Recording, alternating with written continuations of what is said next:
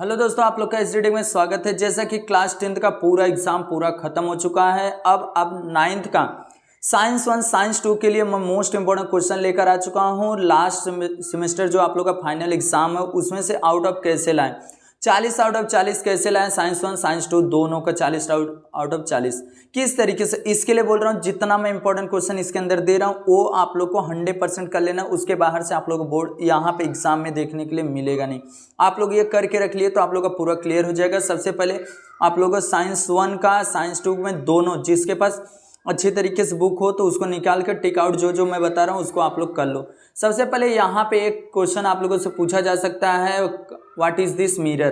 तो यहाँ पे देखो मैं रेड पेन से लगाया हूँ व्हाट इज दिस मिरर, तो इसे आप लोग अच्छी तरीके से कर लेना। उसके बाद जो मैं बता रहा हूँ उसको आप लोग को करके ही जाना है, क्योंकि आप लोग को अच्छा नंबर अगर कैरी करना है, क्योंकि लास्ट आप लोग का एग्जाम रहेगा।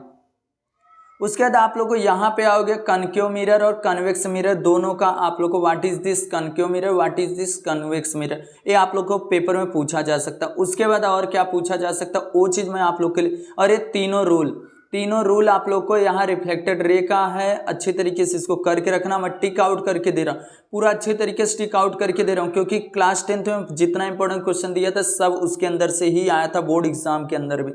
इसके लिए बोल रहा हूँ आप लोग इसको करोगे तो आप लोग को 100% बहुत अच्छा नंबर आएगा। इसको भी आप लोग टिक आउट कर लो, और इसके बाहर से एक भी क्वेश्चन देखने के लिए मिलेगा नहीं आप लोग को एग्जाम में।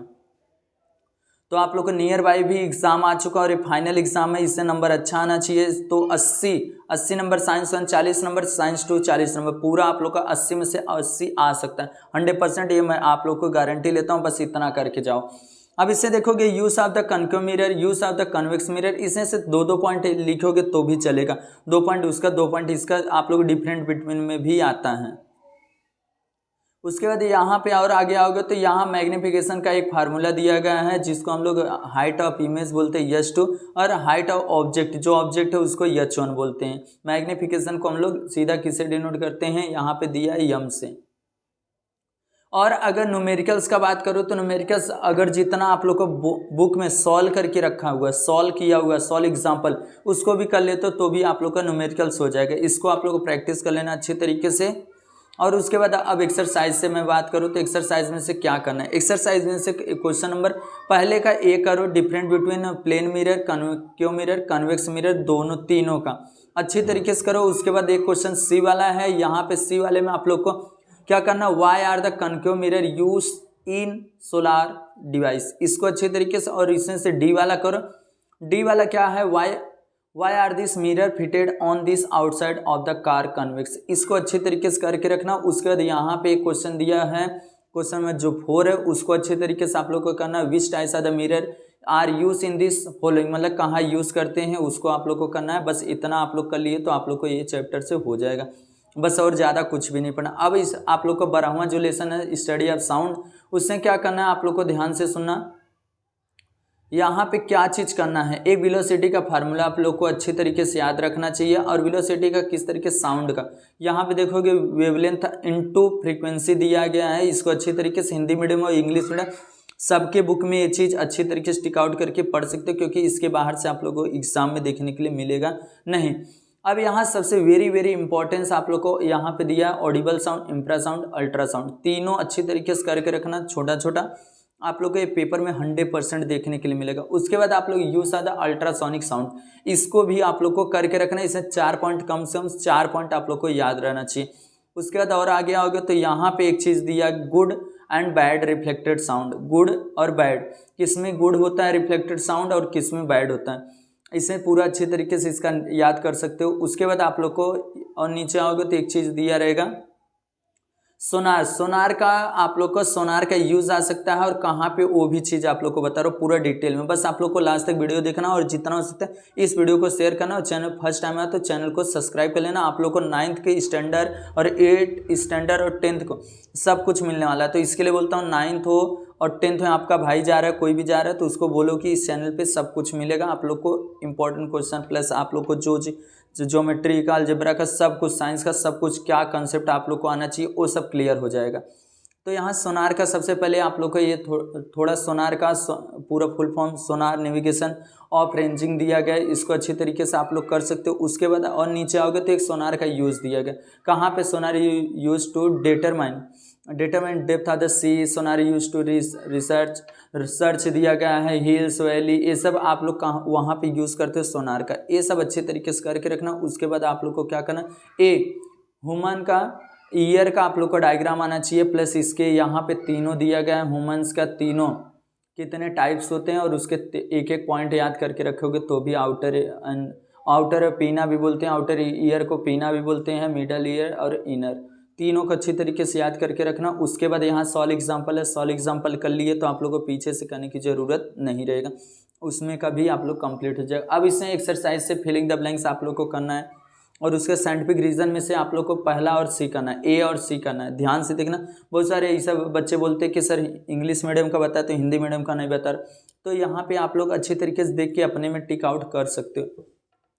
उसके क्वेश्चन नंबर तीसरे का आप लोग का ए करना, what is the echo, what is an echo, और उसके क्वेश्चन नंबर जो 4 है 4 वाला अच्छी तरीके से करना है। उसके बाद आप लोग को इस चैप्टर से भी कंप्लीट हो जाता है। उसके बाद आप लोग को यहाँ पे 13वां जो लेसन है, 13वें लेसन से पहले मैं आप लोग को बता दूं, सबकी प्रॉपर्टी, सबका गुणधर्म, सबका यूज़, 3 पॉइंट याद करके रखोगे तो ये चैप्टर भी आप लोग क्लियर हो। क्या क्या प्रॉपर्टी 3 पॉइंट और गुण, उसकी प्रॉपर्टी हो गया, यूज़ हो गया, ये दोनों अच्छी तरीके से याद करके रख लिए तो 100% आप लोग का क्लियर हो जाएगा। देखो इसमें सबसे पहले यहाँ पे कार्बन का सिंबल क्या होता है सी, और एटॉमिक नंबर क्या होता है 6, एटॉमिक मास नंबर 12, और इलेक्ट्रॉनिक कॉन्फ़िगरेशन क्या होता है 2 और 4, और उसकी वैलेंसी क्या होती है 4, क्योंकि आउटर मोस्ट इलेक्ट्रॉन्स जो रहते हैं उसी को हम लोग वैलेंसी बोलते हैं।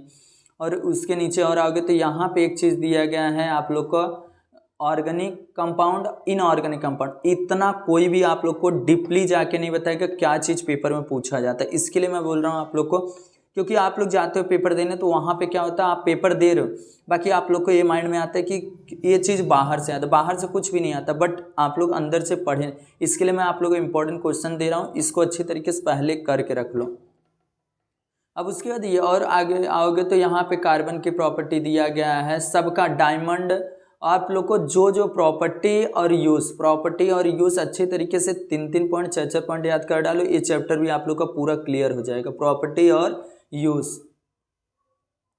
अब यहाँ एक चीज़ दिया, सैचुरेटेड और अनसैचुरेटेड हाइड्रोकार्बन्स क्या होता है कि हाइड्रोकार्बन्स में एक कार्बन और हाइड्रोजन जब मिलते हैं तो दोनों क्या बन जाते हैं हाइड्रोकार्बन्स। और आप लोग को यहाँ पे दिया गया सिंगल बॉन्ड जब रहता है उसको सैचुरेटेड, और अनसैचुरेटेड में डबल और ट्रिपल बॉन्ड आ जाता है, ध्यान रखना, ये क्वेश्चन आता है पेपर में।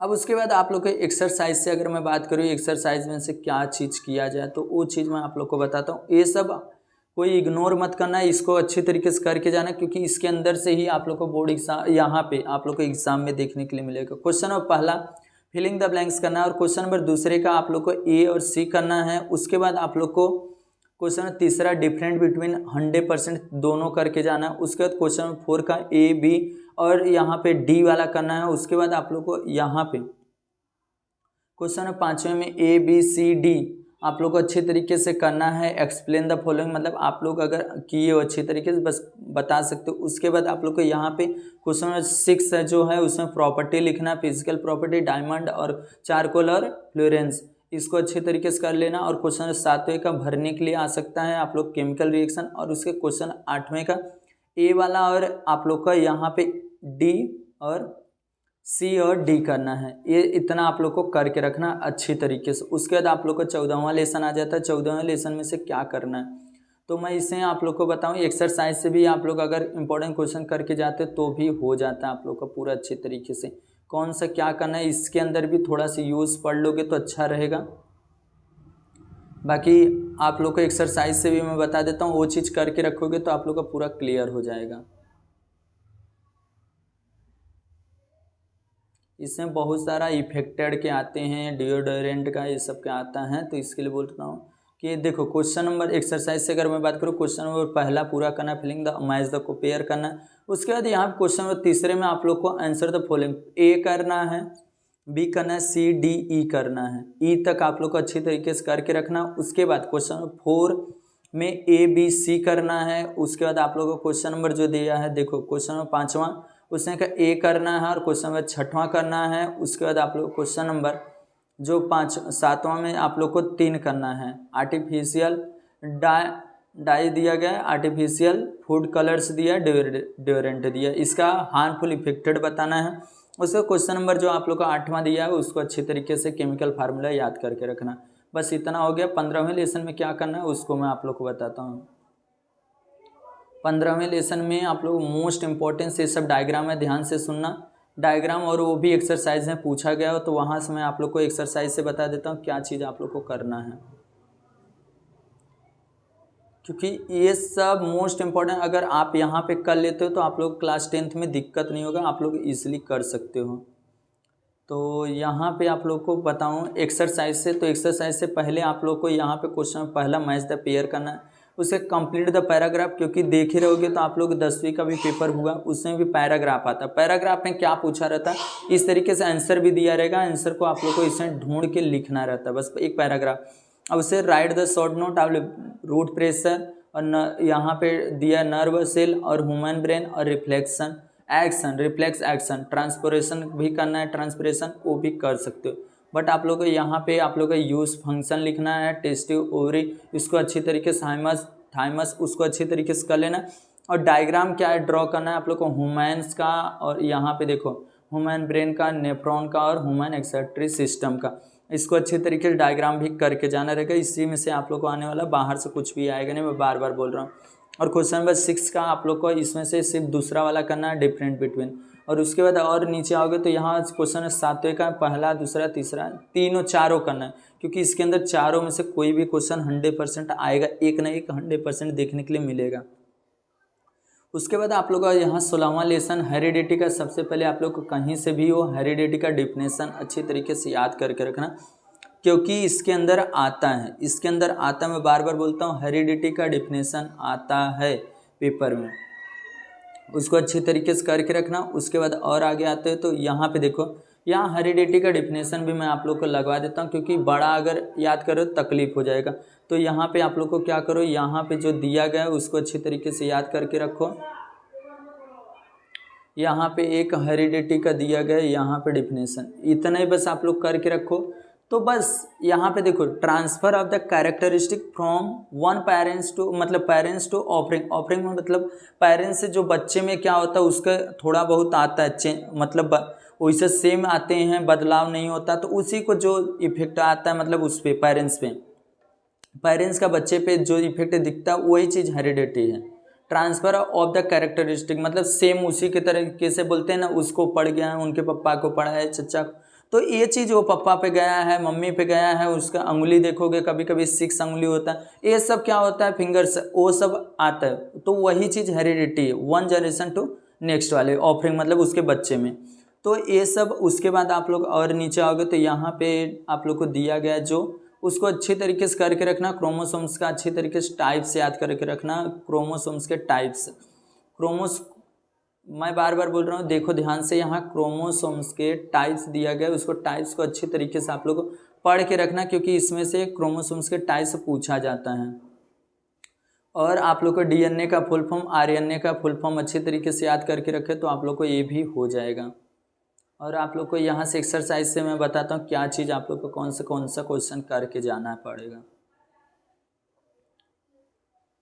क्योंकि इसके अंदर से बहुत सारा क्वेश्चन आप लोगों को बनता है और 100% इसके अंदर से बहुत सारा क्वेश्चन आता है। अब क्वेश्चन नंबर पहला एक्सरसाइज से मैं बात करूँ तो क्वेश्चन नंबर पहला आप लोग को करना रहेगा। उसके बाद आप लोग को क्वेश्चन नंबर पहला करने के जस्ट बाद क्या करना है उसको मैं आप लोग को बताता हूँ। क्वेश्चन नंबर पहला, क्वेश्चन नंबर, अब यहाँ पे क्वेश्चन नंबर पहला करने के बाद आप लोग को सिंपल सा क्वेश्चन नंबर दूसरे का आप लोग को यहाँ पे क्या करना है उसको मैं बताता हूँ आप लोग को। अब इसमें से आप लोग को क्वेश्चन नंबर जो दूसरा है उसमें का आप लोग को डी वाला सी वाला करना है, डिस्टिंग्विश बिटवीन है मोनो हाइब्रिड और डाई हाइब्रिड क्रॉस दिया गया, इसको अच्छी तरीके से करके रखना। क्वेश्चन नंबर तीसरे का ABCD करना है आप लोग को अच्छी तरीके से। उसके बाद यहाँ पे आओगे तो क्वेश्चन नंबर जो दिया गया आप लोग का राइट द ब्रीफ नोट, आप लोग को जो डाउन सिंड्रोम और सिकल सेल एनीमिया का अच्छे तरीके से करके रखना पड़ेगा, क्योंकि इसमें से आएगा 100%। अब क्वेश्चन नंबर 6 वाला आप लोग को पूरा करना रहेगा रिलेशनशिप, और क्वेश्चन नंबर 7 आप लोग को करना रहेगा। इस तरीके से आप लोग का पूरा 16वां लेसन भी कंप्लीट हो जाता। अब मैं बताता हूँ 17वें लेसन में क्या करना है। 17वें लेसन में most important, very very importance यहाँ पे दिया, what is this cell, what is this, यहाँ पे टिश्यू दिया गया, इसको अच्छी तरीके से करके रखना, व्हाट इज दिस टिश्यू, ये भी आप लोगों के पेपर में पूछा जाता है। और उसके टाइप्स अदर टिश्यू, इसको आप लोग कर लिए तो 100% 1 नंबर आप लोग का यहाँ पर हो जाता। उसके बाद आप लोग का पूरा बता तो क्या क्या चीज़ है, इसमें से आप लोगों को पूछा जाता है कि आप लोग को यहाँ पे देखो 2-3 अंदर से भी पूछा जाता है, तो वो भी चीज़ मैं आप लोग को इसी समय बता देता हूँ। यहाँ पे सबसे पहले यहाँ पे देखोगे आप लोग को एक दिया है, there are 4 types of the animals tissue. कौन कौन सा, इपिथेलियल टिश्यू और कनेक्टिव टिश्यू और मस्कुलर टिश्यू और नर्व टिश्यू, ये तीनों का व्हाट इज दिस करके भी पूछा जा सकता है। तो यहाँ पे एक एक लाइन बस दिया गया, एक एक लाइन दिया गया, उसको आप लोग को कर लोगे ना तो भी हो जाएगा। देखो एक एक लाइन दिया गया, what is this epithelial tissue, तो इतना ही आप लोग को बताना रहेगा। उसके बाद आप लोग को यहाँ पे दूसरा वाला भी दिया गया, सब दिया गया। कनेक्टिव टिश्यू देख रहे हो, यहाँ पे tissue are this joint different part of the body are called the connective tissue. Simple तरीका है, सब नहीं पूछेगा, बस एक एक सिंपल टाइप्स पूछ लेगा, उसके बाद उसका डेफिनेशन, बस सिंपल तरीका। तो इस तरीके से आप लोग कर सकते हो। उसके बाद मैं एक्सरसाइज से आप लोग को बताता हूँ क्या चीज़ इंपॉर्टेंस है इसके अंदर। ये सब करके ही जाना, मैं बार बार बोल रहा हूँ, जितना हो सकता है अपने दोस्तों में शेयर करना। और हिस्ट्री ज्योग्राफी जिसका चाहिए आप लोग को इंपॉर्टेंट क्वेश्चन वो बोलोगे तो मैं उस पर वीडियो बनाऊंगा आप लोग के लिए। अब यहाँ पे देखोगे आइडेंटिफाई करना आप लोग को अच्छी तरीके से, ऑड वर्ड एंड एक्सप्लेन अच्छी तरीके से करना। उसके बाद आप क्वेश्चन नंबर 3 अच्छी तरीके से नेमिंग का अच्छी तरीके से करके जाना। उसका डिफरेंट बिटवीन सिंपल टिश्यू और कॉम्प्लेक्स टिश्यू। सिंपल मतलब जिसके अंदर एक सिंगल पार्ट रहता है, और कॉम्प्लेक्स मतलब जिसमें बहुत सारा जॉइंट पार्ट रहता है, उसको कॉम्प्लेक्स टिश्यू बोलते हैं। उसके बाद आप लोग यहाँ पे देखो क्वेश्चन जो 5वां है उसमें दिया गया है ABCDE, आप लोग को करके ही जाना है। और क्वेश्चन 7वें का अच्छी तरीके से करके जाना है, क्योंकि ये सब मोस्ट इम्पॉर्टेंस इसके अंदर से है। अब आता है क्वेश्चन आप लोग का लेसन नंबर 18 में से क्या करना उसको मैं आप लोग को बता देता हूँ अच्छी तरीके से, और उतना कर लोगे तो भी अच्छा खासा आप लोग का नंबर आ जाएगा पेपर में। अब यहाँ पे एक चीज़ है, India space research organisation ISRO दिया गया है, इसरो, इसको अच्छी तरीके से करके थोड़ा सा पढ़ के रखना, क्योंकि इसको आता है पेपर में। अब आता है क्वेश्चन नंबर यहाँ पे 1 अच्छी तरीके से करना है, मैच द कॉलम करना है। उसके बाद आप लोग को यहाँ पे दिया गया है क्वेश्चन नंबर 6वें का ABD करना है। ABD अच्छी तरीके से टिक आउट कर लेना, हंसी में मत लेना, नहीं तकलीफ हो सकता है। इस तरीके से आप लोग का पूरा जो लेसन था मैं कंप्लीट कर दिया। अगर इस चैनल पे नए आया तो चैनल को सब्सक्राइब कर लेना। मिलते हैं नेक्स्ट वीडियो में इसी तरीके से इन्फॉर्मेशन भरी हुई वीडियो के साथ। बस क्या करना, जितना हो सकता है इस वीडियो को अपने दोस्तों में शेयर करना, क्योंकि आप लोग को मोस्ट इंपॉर्टेंस आप लोग का हर ग्रामर हुआ, मराठी का, हिंदी का, इंग्लिश का सब कंप्लीट करा के दे दूँ। बस आप लोग को सपोर्ट प्यार दिखाओ, और जितना हो सकता है इस वीडियो को शेयर करो।